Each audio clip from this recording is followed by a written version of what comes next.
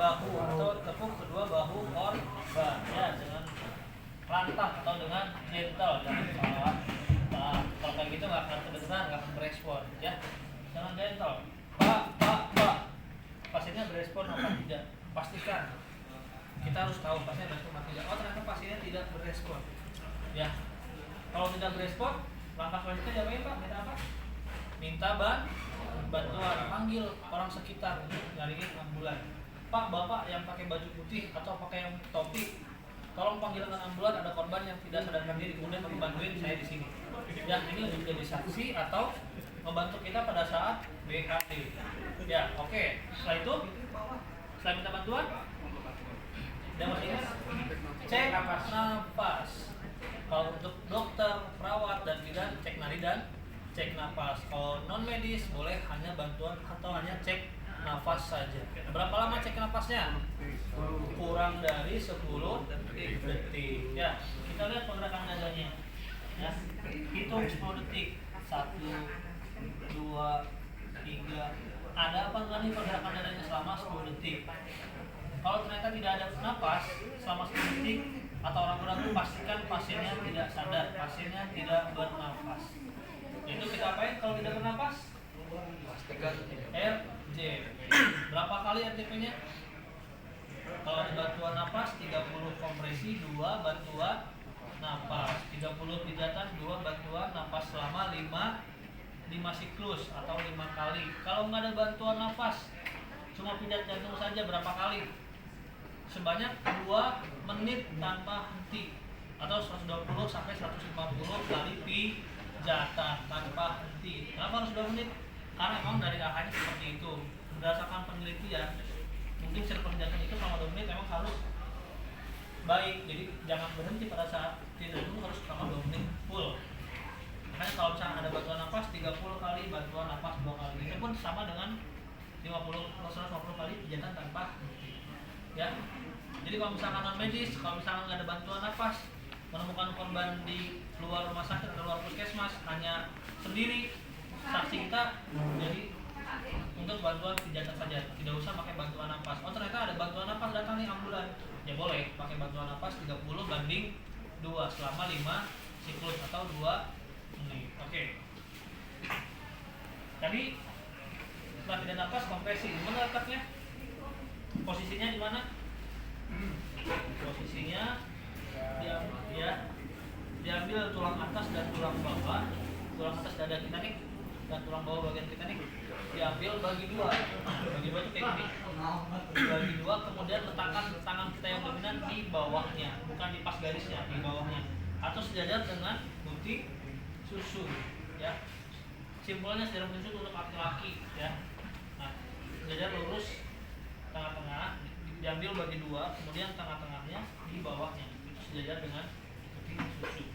Nah, yang mudahnya lagi boleh digajar di atas PX atau digajar di atas peluh hati, digajar di sini. Ya, kemudian di atasnya. Itu teknik-teknik macam-macam letak posisi sih. Yang penting sesuai. Ya, oke. Letakkan tangan kita yang dominan, mau kiri atau kanan boleh. Kalau saya dominan kanan, letakkan dalam yang dominan.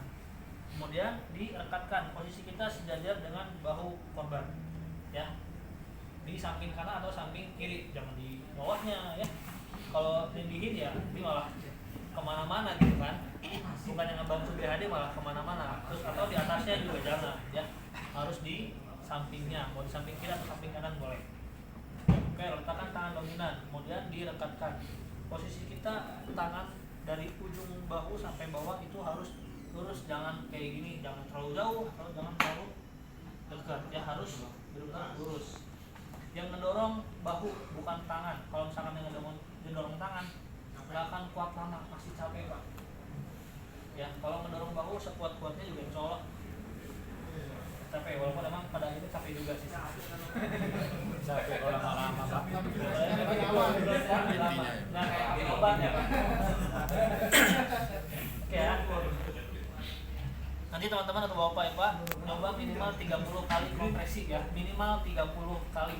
Bisa lebih berarti kan, kalau minimal kan bisa 150 atau mungkin 200 kali pijatan, minimal 30 kali, sesuai tapi yang benar ya.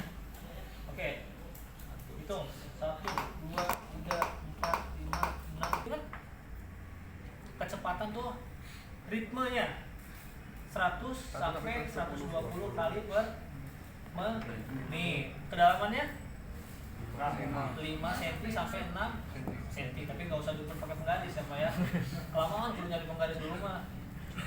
Nah terus ada recoil sempurna. Recoil sempurna tuh kayak gimana sih Pak? Maksudnya recoil sempurna tuh pada saat kita ditekan itu kembali lagi secara utuh, jangan di dalam terus. Nah kalau ini nggak recoil sempurna nih, jadi recoil sempurna tuh tekan kemudian balik, tekan kemudian balik, tapi jangan dilepas ya.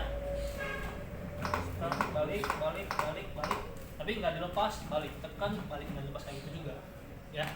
Jadi harus kembali sempurna, ditekan kembali, tekan kembali, tapi bukan dilepas juga. Itu namanya recoil sempurna. Kecepatan 100 sampai 120 kali per menit, perkiraan aja, ada ketukannya. Jangan terlalu cepat juga, capek ya, nggak boleh juga. Ya, 100 sampai 120 menit. Atau jangan terlalu pelan. Nah itu nggak akan kembali sirkulasinya, baru juga mau berputar si udara ternyata berhenti lagi ya. Oke. Kemudian setelah 2 menit atau setelah 30/2, apa yang harus kita lakukan lagi Bapak Ibu? Ayo Bu. Ini kan udah nih, udah 30/2 bantuan napas. Oke, itu untuk yang ada bantuan napas. Seandainya kalau nggak ada bantuan napas, hanya pijat jantung saja ya. Kita kompresi saja selama 2 menit. Berapa kali 2 menit selama itu? Kurang lebih 120 kali sampai 150 kali pijatan tanpa henti kalau nggak ada bantuan napas. Sampai kapan? Sampai penolong yang lebih ahli datang ya, sampai kita kelelahan, sampai pasiennya dinyatakan meninggal ya. Dan sampai ada respon tentunya kan, itu sampai seperti itu. Nah udah selesai 2 menit, diapain lagi? Evaluasi setelah 2 menit. Evaluasinya diapain Pak? Apa yang dievaluasi? Saya bernapas kembali, pernapasannya ada apa enggak setelah kita konversi sama 2 menit. Oh ternyata pernapasannya sudah balik atau sudah kembali normal. Apa yang harus kita lakukan?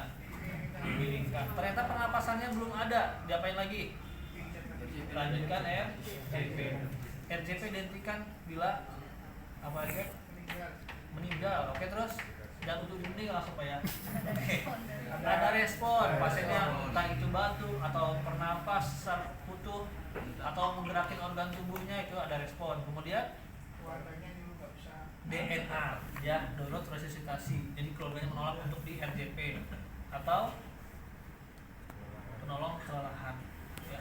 Hentikan kalau penolong kelelahan ya jangan dipaksakan. Tapi jangan baru juga sekali udah lelah Pak. Itu malah lemah namanya, bukan lelah. Oke, ada yang tanyakan sampai sini Bapak, Ibu? Nanti jantung gimana Pak? Pemijatan jantung. Oh tadi Pak, itu jantung yang bisa jantung luar. Oh. Iya, yang 30 kali itu. Ya, kalau misalkan nggak ada bantuan napas kita selama 150 kali ya. Ambulan-ambulan kan memang harus ada ini sepertinya kan. Kalau di lapangan atau di rumah nggak ada alat ini, ya tidak direkomendasikan sebenarnya Pak. Cuma kalau pengen tahu ya boleh. Saya kan di hutan ya, nggak ada alat. Iya, jangan bantuan napas Pak kalau pasiennya nggak tahu itu siapa. Tidak direkomendasikan sekarang. Kecuali makanya saya bilang tadi tekniknya aja Pak. Oke. Tekniknya ya, kemudian ini dibuka, jalan napasnya dibuka, tapi nggak mau nempel saya juga Pak. Dibuka, hidung ditutup, kemudian ditutup tiup ya, tiup sebanyak 2 kali. Dibuka, kemudian dibuka, didongakkan namanya. Sampai kelihatan kerongkongannya gitu kan? Hah? Sampai kerongkongannya kelihatan gitu kan? Gimana Pak? Sampai dibuka sampai ya, jalan dibuka, nafas. dibuka terus mulut kita benar-benar tutupin ini semua ketutupan. Itu tiup, ya mudah-mudahan jangan sampai apa ya, jangan sampai apalagi orang tua, istri, anak jangan sampai lah. Oke, sampai sini tanya lagi. Kedalaman tadi Pak, itu kira-kira Kedalaman tuh 5 sampai 6 cm itu perkiraan aja ya. Kalau di meter kan kelihatan ketebalan ini ya. Berapa sih Pak? Ada juga. Ini kan harus meter nggak lebih jauh lah.